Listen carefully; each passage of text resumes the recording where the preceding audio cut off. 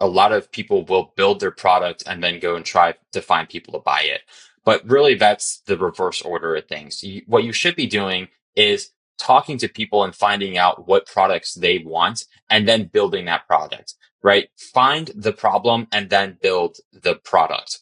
And I think that so many people get caught up in building something that's super cool to them and super, useful and they think is great. And now they have like this big kind of complex product that they have to then go and fit into the market somehow. They have to go and, figure out, all right, well, who's going to buy this? But really that's the reverse order. You need to find who's going to buy what first and then go and build that product for them. If you are building a SaaS and wondering how to land your first 100 customers, you're in the right place. Today, we're diving into proven strategies, early stage growth tactics, and mindset shifts that you need in order to turn your ideas into a sustainable business. In this video, I sat down with Danny Perry, who is the founder of Brevidy, and we talked about how to land your first 100 customers, how to get them to stick around, scale without burning out. So if you're trying to get your SaaS startup to pass the 10,000 USD monthly recurring revenue mark, this video is for you. Let's jump in. I think that a MicroSaaS startup is is a SaaS company that focuses extremely focused on a specific niche. And when I see niche, I mean something that is an existing pain point in a market that doesn't have to be a super wide market or something that has a massive uh, total like market value. Is something that there are already users that are facing an acute pain point, and just because that there is not a super wide audience for that service that you're trying to provide doesn't mean that it's not a viable business. And so that's exactly what we did here at Brevity. Was we identified a very small niche kind of pain point in a market, which happened to be creating animated captions in Premiere Pro. So pretty niche, pretty small type of market size relatively, right? It's not a massive consumer pain point that millions of users are facing, but it is a big enough market and an acute enough pain point that we were able to really capitalize on that and kind of like just start in a very small pinpoint area, solve a pain point, build an audience, and then start building other products that are associated to that market and to our user base, just kind of giving them more tools to allow them to continue solving that pain point, but also focusing on adjacent pain points that they might have. As a founder of a micro SaaS startup, why do you think that starting one is a great idea as opposed to starting a SaaS that focuses on a larger pain point? I think that a lot of people start a business and they focus on just a massive market with a ton of competition. And in order to really win in those types of environments, you need to have a lot of funding. You have to raise a lot of money. You have to have a huge team. And the chances of success are pretty low. For example, when venture capitalists try to invest into a company, their win rate is about like 5%. So only 5% of the businesses that they invest in actually turn out to be something massively successful, and that pays for the rest of the investments that failed. Whereas micro SaaS, that is something that has not as large of a market cap, but is a lot more attainable in terms of success. So you have a much higher success rate if you're working on a very specific problem, as opposed to maybe a larger problem with a much larger market size. When you work on a micro SaaS, you're not typically raising a bunch of money. You're not typically building a ginormous team, and you're not taking on nearly as much risk as you are with going after a much larger market. So for a first-time entrepreneur, starting with a specific pain point in a small market where there's not a whole lot of competition is a great way to increase your success rate when you're starting a business. But just like you said, since a micro SaaS doesn't have a large market cap like main SaaS company, do you think it's possible to scale a micro SaaS into a larger company, into a larger SaaS company that targets on a bigger pain point with a bigger market cap and larger users? When you start with a micro SaaS and you're able to find some success in like that very small pain point that people are facing, very acute pain point, you're able to like kind of build a foundation and kind of a brand. And so once you've started to find some success, it's much easier to continue compounding that success. Now that you already have paying customers, you already have revenue coming in the door, and it's a lot easier to kind of like identify a adjacent pain point, which is what we did at Brevity. We found the pain point, which is animated captions are hard to do in Premiere Pro. Okay. Well, what we're really doing is selling a quick solution, a quick workflow for social media style editors. All of these guys who are using animated captions in their videos, they're really editing social media videos. So then it's like, well, if we found that users are already facing this pain point, and the pain point really is how can I create social media videos quicker, as opposed to animated captions are hard. Now that we're able to like kind of expand upon that market and really like the feature set that we're offering to our users. So we started with that really acute small pain point, built a little bit of an audience, built some revenue, and built a brand name.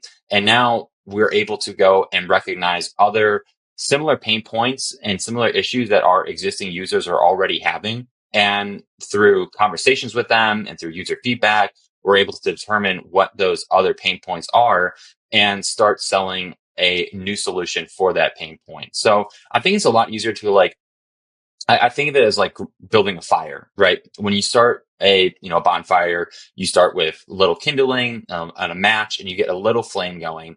And once you have that little flame going, it's so much easier to build out the product offerings, the revenue, and how large you can build your fire because you already have that initial base of customers, that initial base of users, of revenue, and it's easier to have conversations with these people who are already paying for one of your products to then sell them on an additional product. So to answer your question, how can you scale a micro SaaS into a full SaaS company? Absolutely. I think it's just like a slower burn rate. It's a slower entry into getting into a massive market, into getting massive amounts of revenue.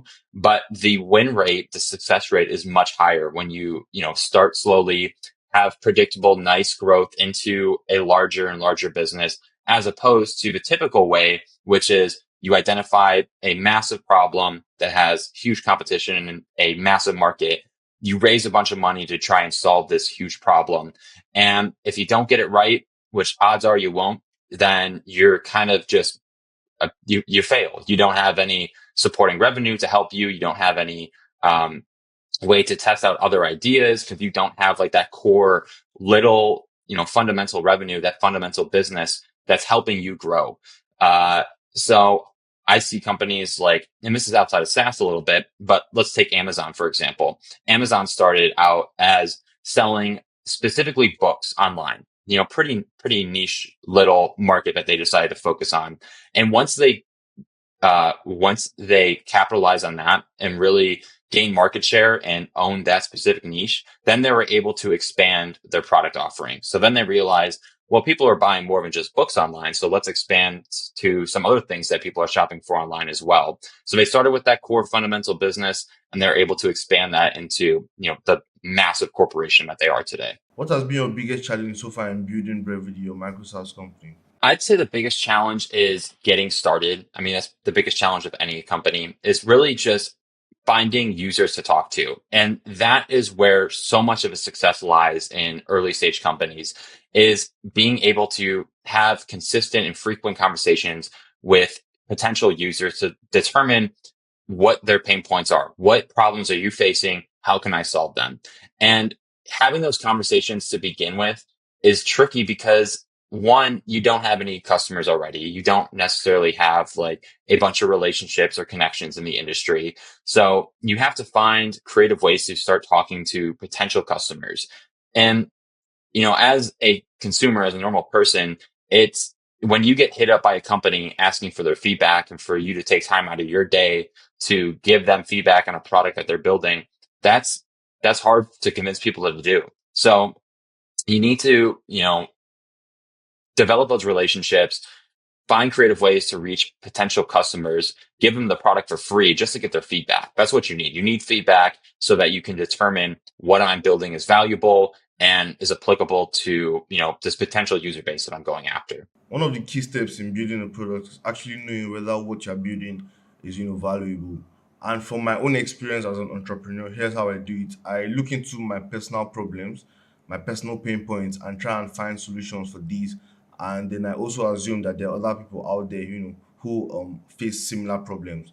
But then in the world of MicroSaaS, how do you validate an idea? Before going in to put the long hours, building a team, building the products, coding and all of that. How do you validate this idea before you go on to doing the hard work, the legwork basically? Well, it's easier to validate an idea in the micro SaaS industry because you're going after such a smaller market size, and a very acute pain point. So it's easier to like kind of have those conversations with people who are already seriously facing an issue in a small niche industry. And so for Brevity, it was, video editors editing social media style content. Um, these guys have a pain point already, which is the animated captions, and they're looking for a solution. So for us, it was easier to have those initial conversations because we were immediately offering a solution to their problem.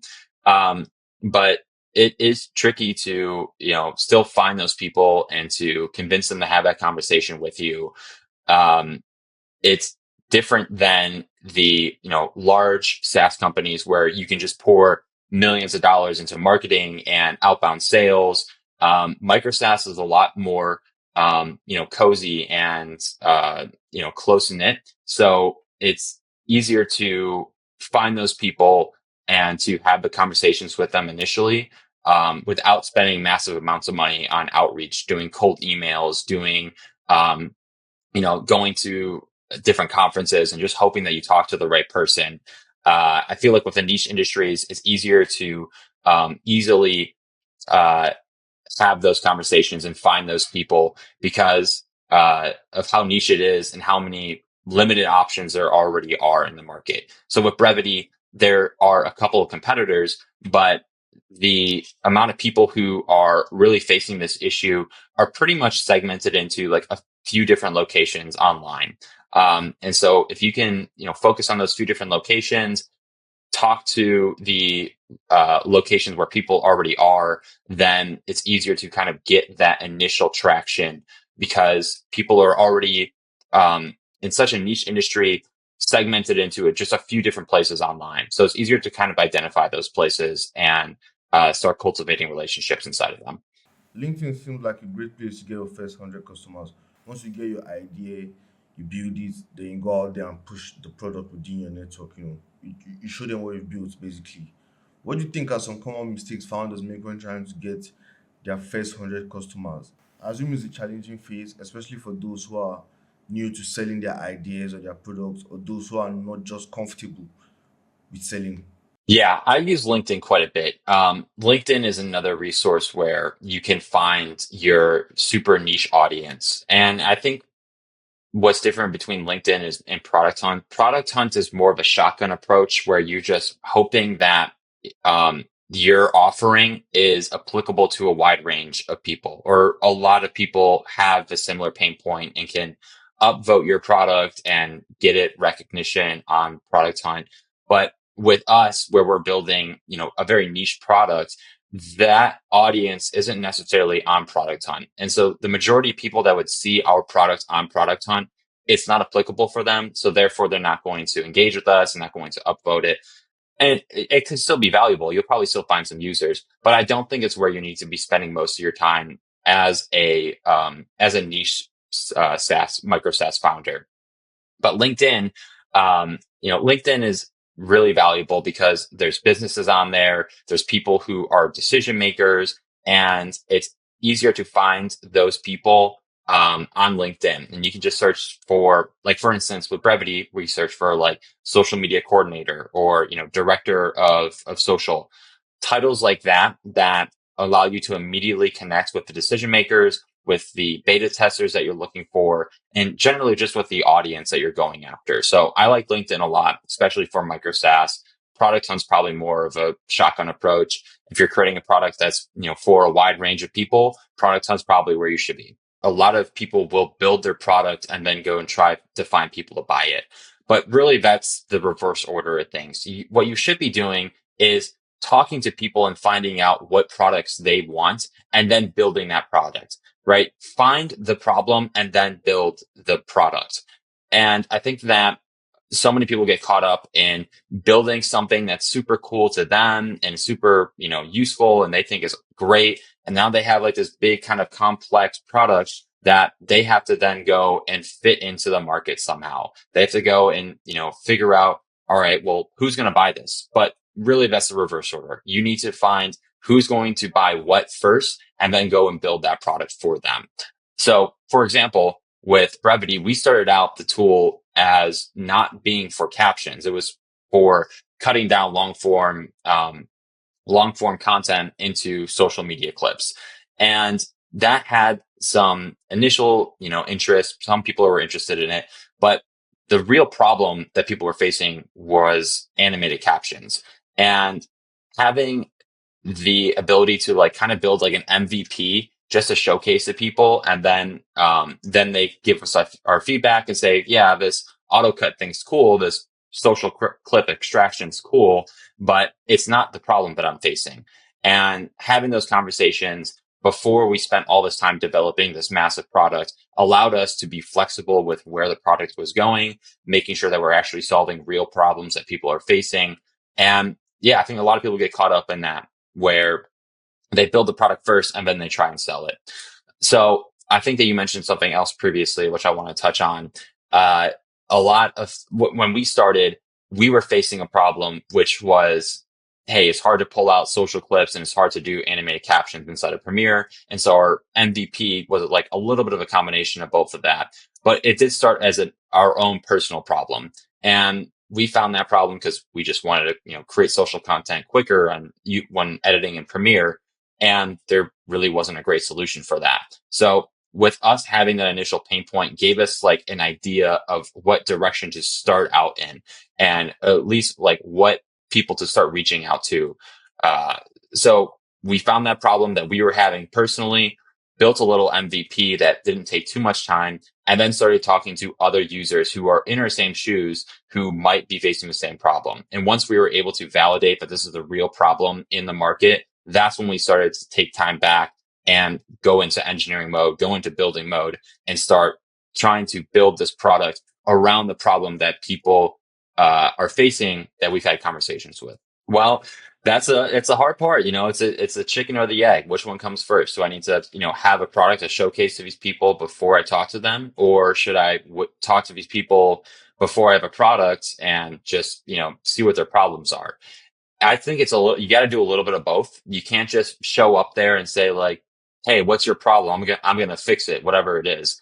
Like that's not really a great strategy. But again, you can't also like build some super complex thing and then show up and say like it does this, this, this, and that, and then the user's like, "Well, really, none of those are my real problems," and you just spent all this time building a product that doesn't have any, potential use cases.